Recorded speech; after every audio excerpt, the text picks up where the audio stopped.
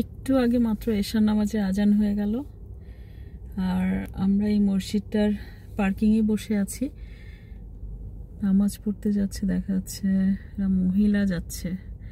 এই মসজিদে কিন্তু মহিলা সেকশন আছে, কিন্তু আমি অনেক আগে একবার গিয়েছিলাম। আর এই যে পার্কিংগুলো না এখন মানে পেইড পার্কিং, মানে এই দুবাইতে এখন কোনো পার্কিংই ফ্রি নাই। রোড সাইড পার্কিং থেকে শুরু করে মসজিদের পার্কিংগুলো যেমন ফ্রি ছিল, এগুলো এখন সব পেইড পার্কিং বানিয়ে ফেলছে, যে পি বসিয়ে দিয়েছে। এটা মনে হয় গত 1 মাসের মধ্যে হয়েছে, এর আগে কিন্তু এরকম ছিল না। আর রোড সাইড পার্কিংগুলোও কোথাও কোথাও আগে ফ্রি থাকতো, কিন্তু এখন প্রত্যেকটা road side parking paid. Parking হচ্ছে মিনিমাম 4 দিরহাম থেকে শুরু করে 6 দিরহাম, কোথাও কোথাও 8 দিরহাম। এটা মানে জায়গা ভেদে, যে জায়গাগুলো বেশি বিজি, বেশি ডিমান্ডেবল জায়গা, সেই জায়গার পার্কিংগুলো আরও বেশি দাম। খুব কম জায়গা আছে যেখানে পার্কিং ছাড়া, ইভেন আন্ডারগ্রাউন্ড পার্কিংও পেইড। আমরা যখন 2015-এ এসেছিলাম, 2015 থেকে শুরু করে 2016-17 পর্যন্ত এগুলো নিয়ে বেশ ভালোই ছিল। তারপরে শুরু হলো রোড সাইড পার্কিং, তারপর আর মসজিদের পার্কিং তো মাত্র এই যে 2-1 মাস হলো, কিন্তু রোড সাইড পার্কিংগুলো সব আস্তে আস্তে পেড করা হলো। আর এক একটা পার্কিং ফিস যদি ওরা ফাইন করে, তাহলে সেটা মিনিমাম 200 থেকে 500 দিরহাম। এরকম অযাচিত পার্কিং ফাইন আমি বেশ কয়েকবার খেয়েছি। ইন্টারন্যাশনাল সিটিতে যেমন রেস্টুরেন্টের মানে বিল্ডিংয়ের নিচে নিচে তো সব দোকান রেস্টুরেন্ট থাকে, ওগুলার পিছনে বড় করে পার্কিং, সেই পার্কিংয়েও জায়গা হয় না, তো মাঝখানে একটা রো থাকে, সবাই রাখে। আমি বুঝি না, পার্কিং ফাইনটা আমাকেই দিতে হলো। এরকম করে 2 বার আমি পার্কিং ফাইন খেলাম। আর যে এক লাইনের সব গাড়ি ছিল, আল্লাহ জানে এরাও কি খেয়েছে না শুধু আমি খেয়েছি। তো এখন ওই পিছনে যে মানে বিল্ডিংয়ের পিছনে ফ্রি পার্কিং যেগুলো থাকে, ওগুলো তো গাড়ি রাখতে ভয় লাগে। এই পার্কিং একটা বিরাট ডিলেমা দুবাইতে, মানে এই পার্কিং আর ফাইন।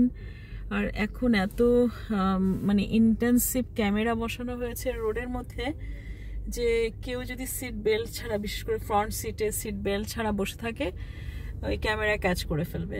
আমি এই ফ্রন্ট সিটে বসে একবার সম্ভবত জাস্ট কিছুক্ষণের জন্য সিট বেল্টটা অফ করেছিলাম, একটা ফাইন আমি খেয়েছি, যেটা 505 দিরহাম আমাকে অলরেডি পে করতে হয়েছে। বিশেষ করে আজমানের ক্যামেরাগুলো খুব স্ট্রং। এখন নাকি কিছু গাড়ি বেরোচ্ছে সেগুলো যে রাস্তা দিয়ে যাবে, সেখানে যদি কোনো ইলিগেল পার্সন থাকে, ভ্যালিড ভিসা ছাড়া বা ভিসা এক্সপায়ার হয়ে গেছে, ভ্যালিড আইডি ছাড়া, তাদের অটোমেটিক্যালি তাদেরকে ক্যাপচার করে ফেলবে। ওই গাড়িতে এমন সব ডেটা দেয়া থাকে। তো দিনকে দিন ওরা এআই সিস্টেম এদের এত বেশি মানে আপডেটেড।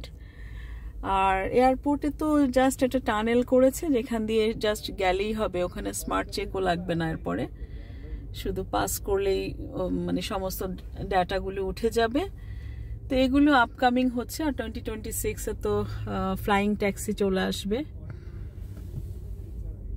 তো দুবাই এখন বলা যায় বিশ্বের নাম্বার 1-এর কায়দায় পড়ে, চায়নার পরপরই, যে সমস্ত মানে এক্সট্রা আপ টু ডেট যত টেকনোলজি, যত ধরনের modern technique, modern AI driven যত টেকনোলজি আছে, সব একদম এনরিচড। পার্কিং ফাইন, তারপর রাস্তাঘাটে যারা ইলিগেল পার্সন, তাদের তো রাস্তাঘাটে চলাচল এখন থেকে খুবই ডেঞ্জারাস হবে। এখন এটা চালু হয় নাই, খুব শিগগিরই চালু হয়ে যাবে, যে রাস্তায় গাড়িগুলো ঘুরবে আর এরকম ইলিগেল পিপলগুলো কট হয়ে যাবে, যাদের আইডি ভিসার মেয়াদ নাই, বা মানে ভিসা এক্সপায়ার হয়েছে, বেশ কয়েক মাস হয়ে গেছে, বা অনেক কাছে ভিসাই বানায় নাই। তারা তো যেমন এখানে এখন অনেক জায়গায় বেশ আরামে ঘুরে বেড়ায়, সেটা সম্ভব হবে না আর কি। ঠিক আছে, তাহলে আজকে গল্প স্বল্প এখানে বাদ রাখি। আল্লাহ হাফেজ, ভালো থাকবেন সব।